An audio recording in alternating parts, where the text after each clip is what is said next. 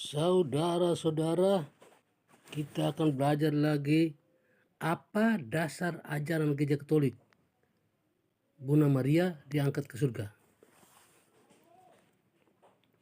Gereja Katolik mengajarkan bahwa Bunda Maria diangkat ke surga berdasarkan tradisi suci yang sudah diimani oleh gereja sejak lama, namun baru ditetapkan menjadi dogma melalui pengajaran Bapak Paus Pius XII tanggal 1 November 1950 yang berjudul Munificentissimus Deus. Selengkapnya lihat di bawah ini. Doktrin ini berhubungan dengan dogma Immaculata Conception, Maria di Kanta Penoda, yang diajarkan oleh Bapak Paus Pius XII 8 Desember 1878. Untuk topik Maria di Kanta Penoda, klik sini. Untuk Kristen non-Katolik banyak yang mempertanyakan hal ini dan berpikir bahwa Gereja Katolik menciptakan dogma yang tidak berasal kitab suci. Sebab bagi mereka sumber wahyu itu wahyu ilahi hanyalah kitab suci.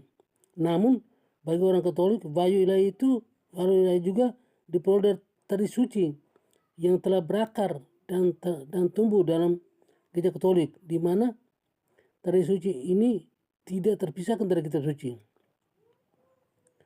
Maka hal Maria diangkat ke surga juga memiliki dasar kitab suci walaupun tidak dinyatakan secara eksplisit. Jadi Gereja Katolik mengumpulkan suatu doktrin itu sebenarnya hanya mengumumkan apa yang sudah lama diimani oleh gereja dan bukannya sesuatu yang baru tiba-tiba ditambahkan. Sebagai contohnya, pada waktu Gereja Katolik mengumumkan pengajaran tentang Allah Trinitas pada tahun 325 pada Konsil Nicea, ada bukan berarti sebelum tidak ada pengajaran tentang Allah Trinitas. Tulisan-tulisan pengajaran Bapak Gereja menjadi saksi yang hidup atas pengajaran tentang Allah Trinitas ini. Demikian juga pada saat Gereja Katolik menetapkan kanon Alkitab, yaitu pada Konsil Hippo tahun 393 dan Konsil Kartage tahun 397. Bukan berarti Gereja Katolik baru menciptakan kitab suci pada masa itu. Sebelumnya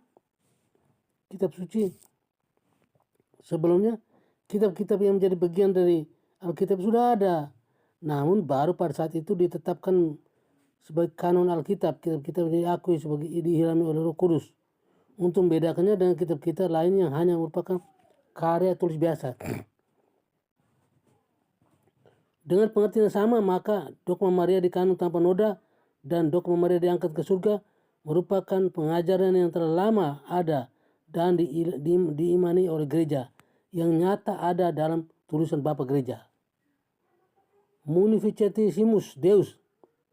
Dalam pembukaan Munificentissimus Deus yang menyatakan dogma Bunda Maria diangkat ke surga, Paus Pius XII mengatakan bahwa dalam sejarah keselamatan Bunda Maria mengambil tempat istimewa dan unik. Ini mengacu pada ayat Galatia 4:4 di mana dikatakan setelah genap waktunya bahwa dalam pemenuhan rencana keselamatan Allah ini, Allah dan kemahakuasaannya memberikan hak-hak istimewa kepada Bunda Maria agar nyata segala kemurahan hatinya dinyatakan kepada Bunda Maria dalam keseimbangan yang sempurna. Maka bahwa jika untuk melahirkan Yesus, Bunda Maria disucikan dan dikandung tanpa noda dosa, dan selama hidupnya tidak berdosa karena tidak seperti manusia lainnya. Ia tidak mempunyai kecenderungan untuk berbuat dosa, concupiscentia. Maka selanjutnya adalah setelah wafatnya, Tuhan tidak akan membiarkan tubuhnya terurai menjadi debu, karena penguraian menjadi debu ini adalah konsekuensi dari dosa manusia. Demikian pula dengan pengajaran bahwa Bunda Maria adalah tahun perjanjian baru, karena dengan mengandung Yesus, ia menjadi tempat kediaman sabda Allah yang menjadi manusia, sang roti hidup. Kontras dengan tahun perjanjian lama yang isinya kitab Taurat, Musa, dan roti mana. Maka Bunda Maria mengalami persatuan dengan Yesus. Mengatakan Mazmur 132 adalah mengatakan, bangunlah ya Tuhan, dan pergilah ke tempat perhentianmu. Engkau beserta kekuatanmu. Dan dalam perjanjian baru tabut ini adalah Bunda Maria. Bunda Maria lah yang juga disebut sebagai permaisuri berpakaian emas dari Ofir. Hal ini sejalan dengan penglihatan Rasul Yohanes dalam kitab Wahyu 12 dan tentu Lukas 1:28-42.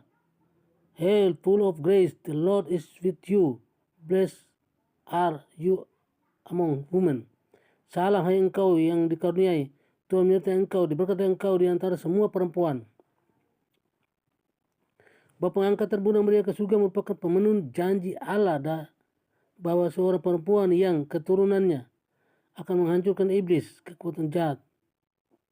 Dan bahwa pengangkatan ini merupakan kemenangan atas dosa dan maut, di mana kematian akan ditelan dalam kemenangan. Nubuat Simeon tentang Bunda Maria juga menunjukkan jalan kehidupan Bunda Maria yang melalui penderitaan, dan bahwa suatu pedang akan menembus jiwanya, dan ini terpenuhi dengan penderitaannya melihat Yesus putranya disiksa sampai wafat di hadapan yang matanya sendiri.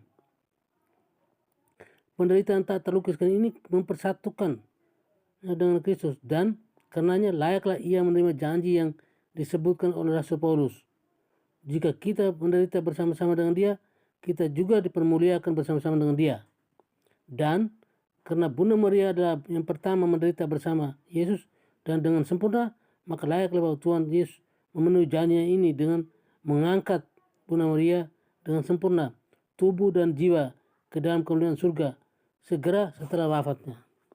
Namun, dasar yang kuat dari pengangkatan Bunda Maria ke surga adalah karena Maria adalah Bunda Allah. Sebab kemuliaan seseorang terletak dalam menghormati bapaknya, dan malu anak ialah ibu ternista.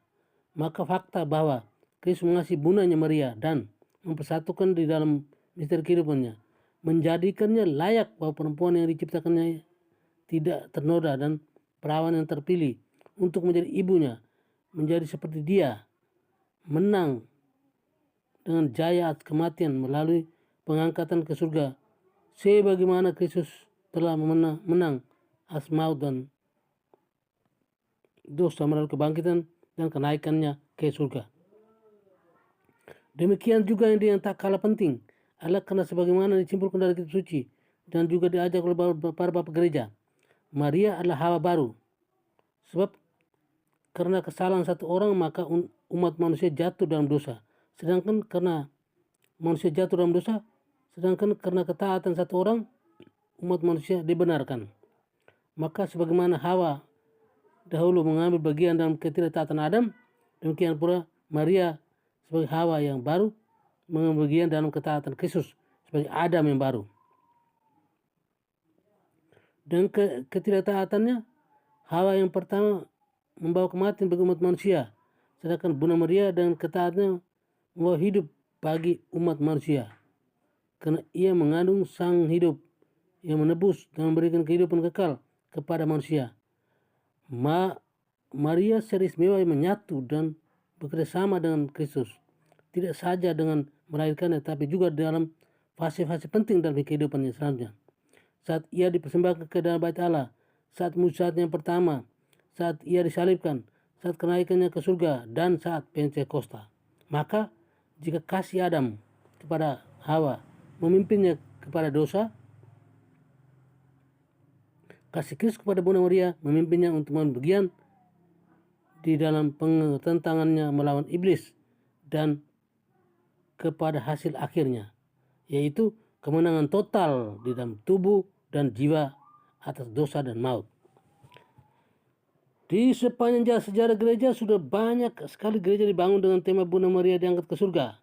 Dalam doa-doa liturgi Katolik sudah banyak doa-doa yang menunjukkan iman bahwa Bunda Maria diangkat ke surga setelah wafatnya. Hal ini kita ketahui dari Sakramentarium Gregorium yang mengatakan, sangat terdekatlah hari ini, oh Tuhan, di mana Bunda Maria menderita wafat, namun tidak terikat oleh belenggu kematian. sebab ia telah melahirkan Sang Putra Allah yang menjelma dalam tubuhnya. Dan juga dalam Mane Totim Ani, Tuhan Raja semesta alam telah memberikan kepadamu rahmat yang maha kodrati. Seperti ia menjagamu tetap perawan saat melahirkan, maka ia telah menjaga tubuhmu takkan rusak di kubur, dan telah memberiakan tubuhmu dengan perbuatan yang ilahi, mengangkatnya dari dalam kubur. Liturgi memang tidak menyebabkan sumber iman Katolik, tetapi merupakan hasil disebabkan oleh iman Katolik. Jadi liturgi di sini adalah seperti buah yang dihasilkan dari pohon. Maka di sini diketahui bahwa iman gereja tentang pengangkatan Bunda Maria di surga telah lama berakar dalam gereja. Para kudus yang mengajarkan hal ini antara lain ialah Santo Yohanes Damaskus, Santo Antonius Padua, Santo Thomas Aquinas, Santo Albert Agung, Santo Bernardinus, Santo Robertus Bellonimus, Santo Petrus Canisius, Santo Alphonse Ligori.